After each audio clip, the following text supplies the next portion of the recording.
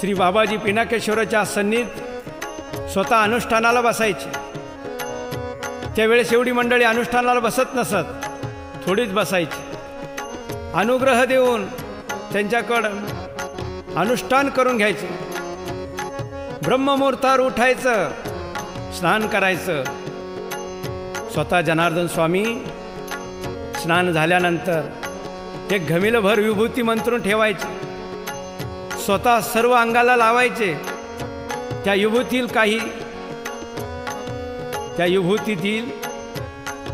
काही विभूतीच्या पुड्या महत्त्वाच्या सेवेकऱ्यांना द्यायचे आणि सांगायचे सर्वांना विधिपाठ करा। जो विधिपाठ करेल त्याच्या पंक्तीला बाबा बसतील, फराळाला बसतील। श्री पिनाकेश्वराच्या सुरुवातीला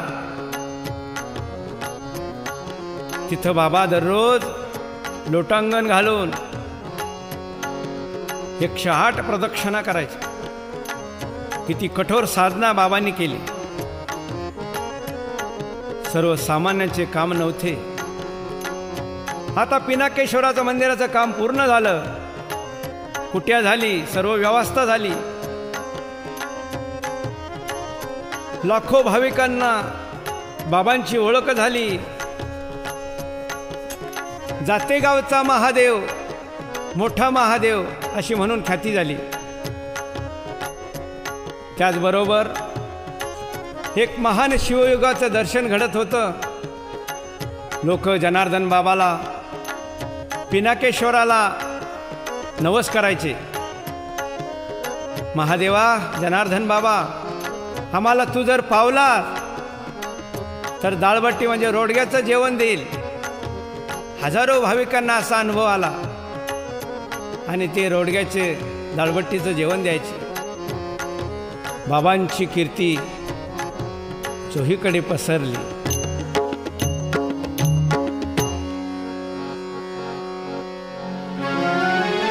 वाऱ्या हाती चाले सज्जनाचे माप, वाऱ्या हाती चाले सज्जनाचे माप। कीर्तिमुखी त्यांचा नारायण, हो कीर्तिमुखी त्यांचा नारायण। वाऱ्या हाती चाले सज्जनाचे माप,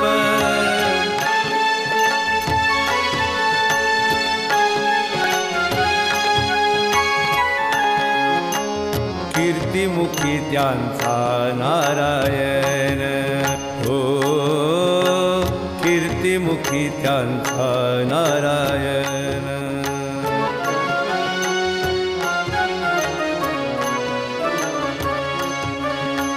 मंदिराच्या प्राणप्रतिष्ठेचा मुहूर्त बाबांनी पाहिला। वैदिक, याज्ञिक, वेदमूर्ती ब्राह्मणद्वारा शास्त्रयुक्त पद्धतीनं पिनाकेश्वराची प्राणप्रतिष्ठा अतिशय मंगलमय वातावरणात संपन्न झाली। यज्ञ झाला।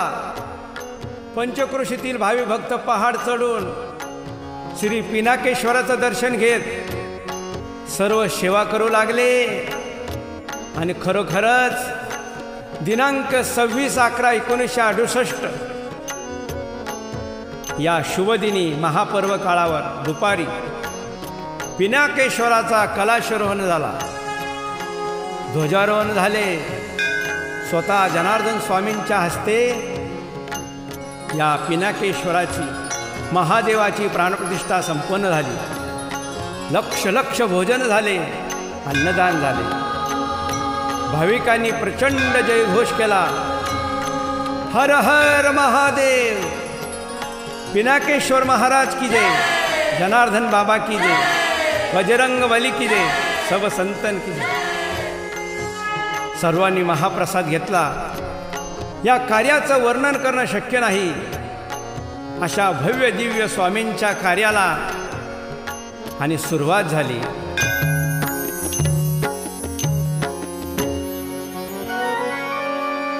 जनार्दनांच्या शुभ कार्याशी, जनार्दनांच्या शुभ कार्याशी त्रिवार वंदन तुम्हा, त्रिवार वंदन तुम्हा व स्वामी त्रिवार वंदन तुम्हा। जनार्दनांच्या शुभ कार्याशी, जनार्दनांच्या शुभ कार्याशी त्रिवार वंदन तुम्हा, त्रिवार वंदन तुम्हा व स्वामी त्रिवार वंदन तुम्हा। त्रिवार वंदन तुम्हा व स्वामी त्रिवार वंदन तुम्हा। जाते गावचा जंगली पहाड, जाते गावचा जंगली पहाड, भक्तगण आणि सेवक थोर।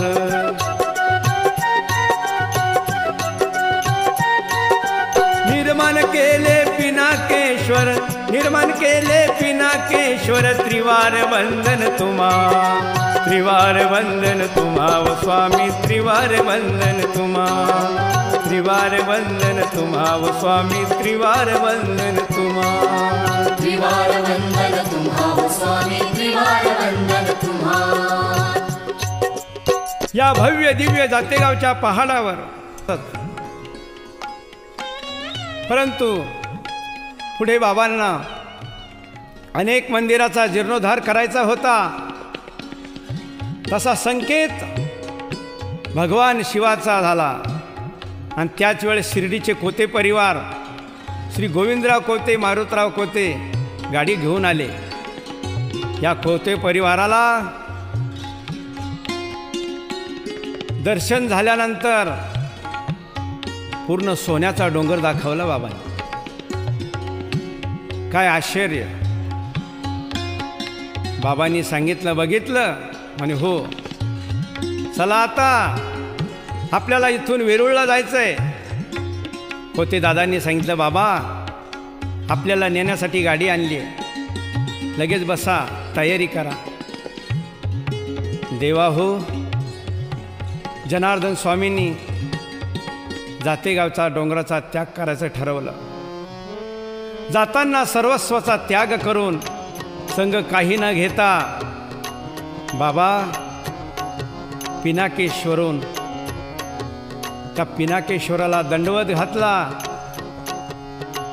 आणि जातेगावून बाबा थेट औरंगाबाद जिल्ह्यातील वेरूळ घृष्णेश्वर जवळ आले। हे घृष्णेश्वर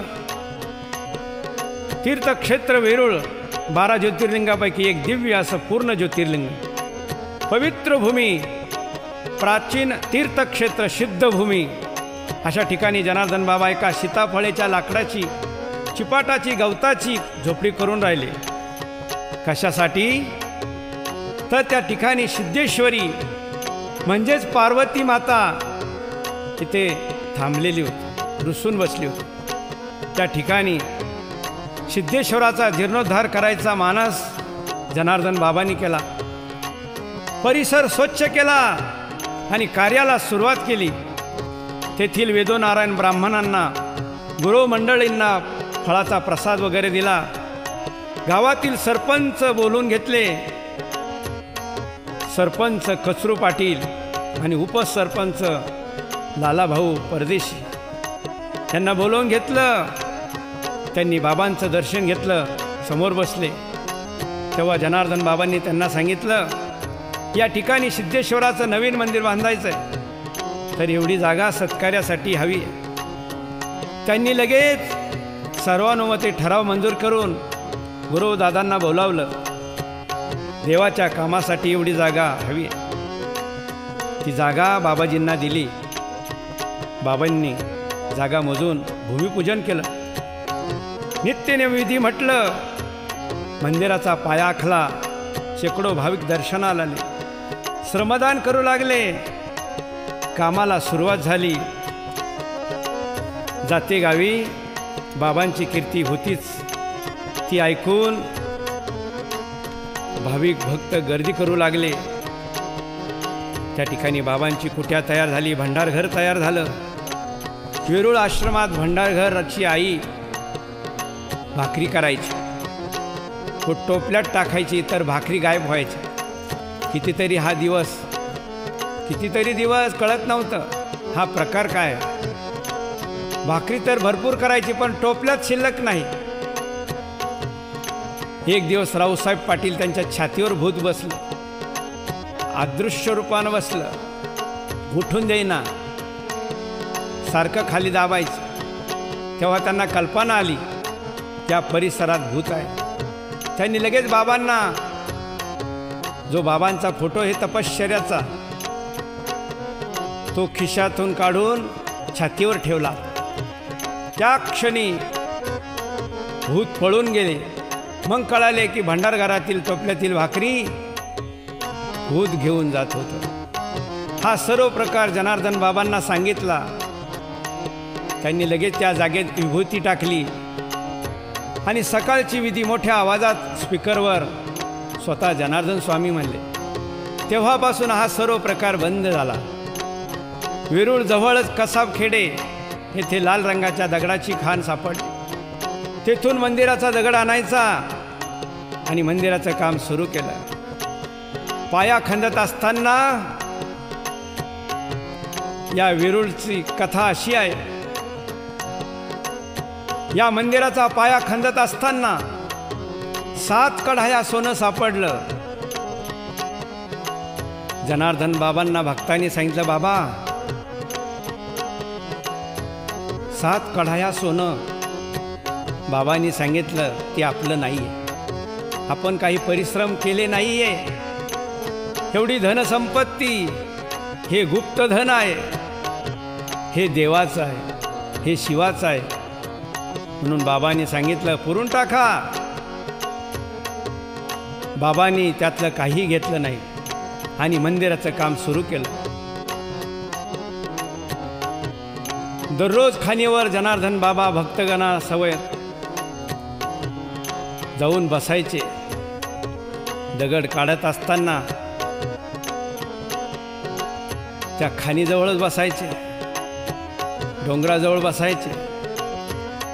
आणि एक दिवस एक भला मोठा दगड, मोठी शिळा बाबा बसलेले होते. डोलीत बाबा बसलेले आणि त्या दिशेनं सरळ तो दगड धाड धाड खाली येत होता. येत असताना सर्व भक्तजन पळाले. अंगाला घाम आला. डोळे बंद करून कृष्णेश्वरा धाव, जनार्दन बाबा धाव असं म्हणू लागले, प्रार्थना करू लागले. तेवढ्यात जनार्दन बाबांनी त्या दगडाकडे आशीर्वादाचा हात केला आणि काय चमत्कार, काय लीला बाबांची.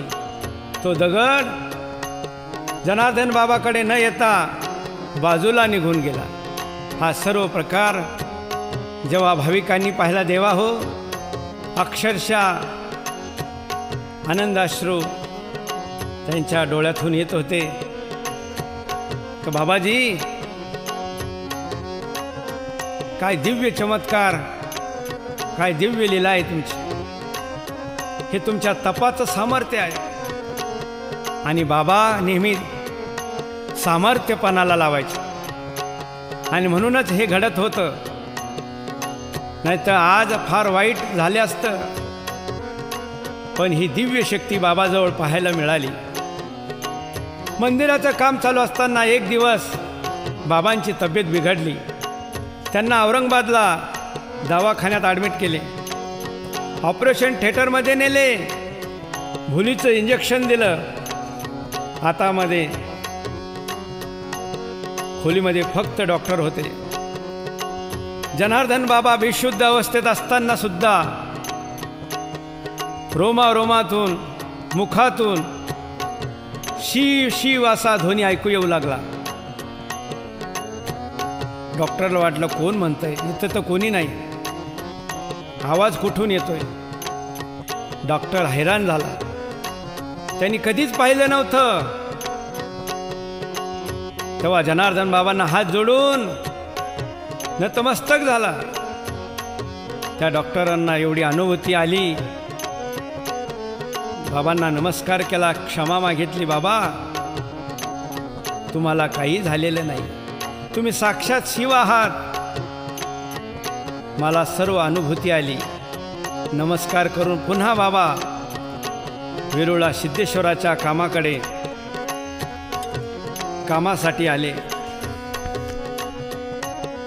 आणि बाबांनी ठरवलं सिद्धेश्वराचं मंदिराचं प्राणप्रतिष्ठा करायची.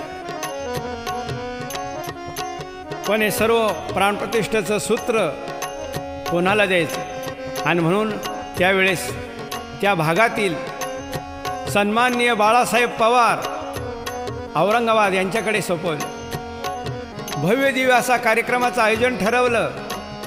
त्यात अखंड हरिनाम सप्ताह, ग्रंथराज श्री ज्ञानेश्वरी पारायण, भागवत पारायण, शिवपंचायत आणि याग, महाप्रसादाची मोठी व्यवस्था.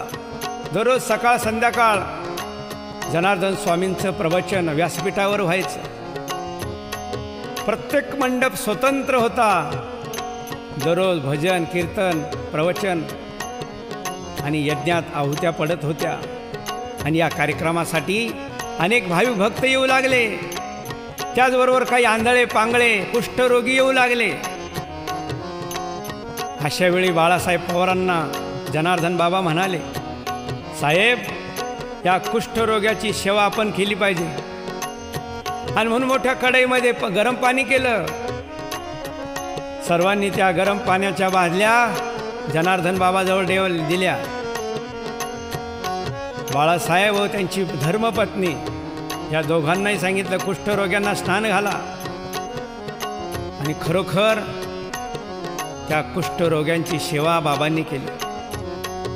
साबण लावून त्यांना स्नान घातलं, नवीन वस्त्र दिलं, थोडेफार पैसेही दिले. त्यांना गंध लावून फुलाचे हार घालून मिठाई दिली. अशा वेळी जनार्दन स्वामी अक्षरशः गहिवरले होते आणि सांगितलं, शाबास बेटा बाळासाहेब, गुरुच्या आज्ञेनं तू हे सगळं केलं. खऱ्या अर्थानं हे जनार्दन स्वामी तुकोबरायांच्या भाषेत खरोखर साधू होते. तुकोबराय म्हणतात,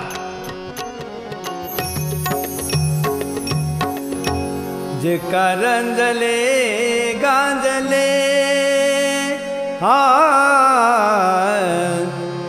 जे कारंजले गांजले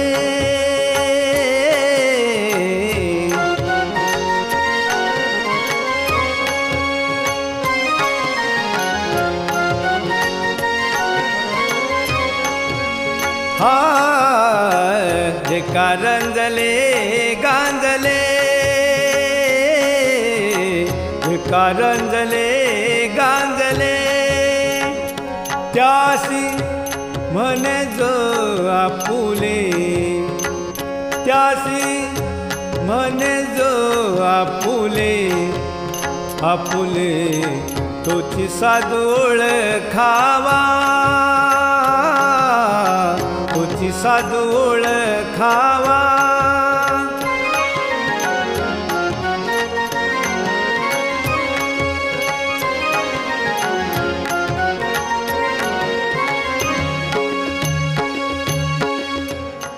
देव तेथेची जाणावा संतांचा अवतार खरोखरच संसारात रंजलेल्यांना अनेक गोष्टी कार्यात गांजलेल्यांना सर्वसामान्यासाठी सर्वांसाठी आपलं संपूर्ण देह खर्ची करणारे असे दिव्य संत साधू म्हणजे जनार्दन स्वामी होय. त्यांचं दिव्य कार्य होतं. असा सुंदर असा कार्यक्रम झाला. भगवान सिद्धेश्वराची प्राणप्रतिष्ठा दिनांक 22/7/1972 22/7/1972 संपन्न झाली. जनार्दन बाबांना खूप आनंद झाला. याच वेळी वेरूळ आश्रमालगतच गुरुकुलासाठी जमीन घेऊन त्यात गुरुकुल पद्धतीचं शिक्षण बाबांनी लहान मुलांना देण्याचं ठरवलं. कार्याला सुरुवात झाली. हळूहळू गोरगरिबांचे मुलं येऊ लागले, शिक्षण घेऊ लागले. सकाळ संध्याकाळ नित्यनेम विधी, छोट्या छोट्या बालकांना संस्कार, योगासने, प्राणायाम, 12 यम नियम असा अभ्यास या गुरुकुलात सुरू झाला. सर्व विद्यार्थी, शिक्षक वर्ग, त्यात श्री होळकर सर व त्यांचे सहकारी, सर्व गुरुजन वर्ग यावेळेस बरेचसे शाळेची कामे बघत होती. जनार्दन बाबांच्या शाळेच्या मान्यतेसाठी अनेकांनी सखोल प्रयत्न केले होते. संबंधित अधिकाऱ्याला भेटणे आणि एके दिवशी अचानक कृष्णेश्वरच्या दर्शनासाठी अधिकारी मंडळी आली. त्यातल्या त्यात माननीय मुख्यमंत्री अंतुले साहेब हेही आलेले होते. त्यांना कळाली जनार्दन बाबांचं फार मोठं गुरुकुलाचं काम या ठिकाणी झालं आहे, पण त्या गुरुकुलाला मान्यता नाही हे त्यांच्या लक्षात आलं. श्री चव्हाण साहेबांनी त्यांना व माननीय कोले साहेबांनी जनार्दन बाबाकडे त्यांना आणलं.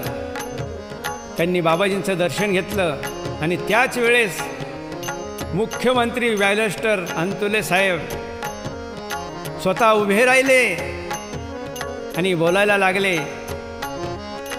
की आजपासून या जनार्दन स्वामींच्या गुरुकुलाला महाराष्ट्र शासनाची मंजुरी दिली. त्यानंतर त्यांचा सत्कार झाला. ते दर्शन करून निघून गेले आणि मग त्यावेळेस बाबा म्हणायला लागले, बाबा हो, हे कार्य देवाचं आहे, शिवाचं आहे. या ठिकाणी देवाला येऊन इथं कार्य करावं लागेल आणि म्हणूनच साहेबांनी मंजुरी दिली. जनार्दन बाबा कोणतेही काम करायचं तर विभूती द्यायची. त्या विभूतीनं सर्व कामं व्हायची. वेरूळ येथे भरपूर जमीन मिळाली. त्यात मोसंबीच्या बागा, गुरुकुलाची इमारत, गोशाळा, वसतिगृह सुरू झाले. वेरूळ लगतच शृंगार नाला आहे. श्री लालाभाऊ परदेशी यांची जमीन होती, ती बाबाजींना मिळाली. त्यात कुटिया, अनेक विहिरी खोदून हजारो पाईपलाईन करून शेतीमध्ये फिरवली. त्या शेतीमध्ये चिकू, आंबा, डाळिंब, ऊस, भुईमुंग, मोसंबी, पेरू, द्राक्षे यांची बागा लावल्या. जमीन संपूर्ण ट्रॅक्टरनं केनी या साह्यानं सपाटीकरण करून घेतलं, लेवल केले आणि त्या शेतात सर्व पिके स्वामीजी दरवर्षी करत असत. श्री बाबाजी या शृंगार नाल्यात जेव्हा जेव्हा यायचे तेव्हा रस्ता नसायचा. कधी ते बैलगाडीत बसून यायचे. बाकींच्या भाविकांना तर खडतर रस्ता सुचत नसे, कारण जनार्दन बाबा कामावर, विहिरीवर बसायचे. कामाच्या ठिकाणी बसायचे, अडचणीत असायचे, चांगली सोय नसायची. आणि ही भूमी भगवान शंकर आणि पार्वती यांची लीलाभूमी होती. आणि म्हणून बाबा तिथं हे कार्य करत. या भूमीचा महिमा वाढवण्यासाठी या भूमीत जपतप अनुष्ठान पारायण करून घेतले. त्याचबरोबर वेरूळच्या खालच्या बाजूला जवळच नाथनाला आहे, तेथे सुद्धा बाबाजींनी कुट्या, भरपूर शेती घेतली. तिथे विहीर खोदून पाईपलाईन करून ऊसाची लागवड केली. सुंदर अशी शेती केली. अधूनमधून या स्थानावर जनार्दन स्वामी येऊन कार्य बघायचे. अहोरात्र श्रमदान चालू असायचे आणि पुन्हा आश्रमात यायचे. या वेरूळ आश्रमात शांतिगिरी बाबा यांची निवड केली आणि तेही शेतीचे काम, सर्व कामं बघायचे.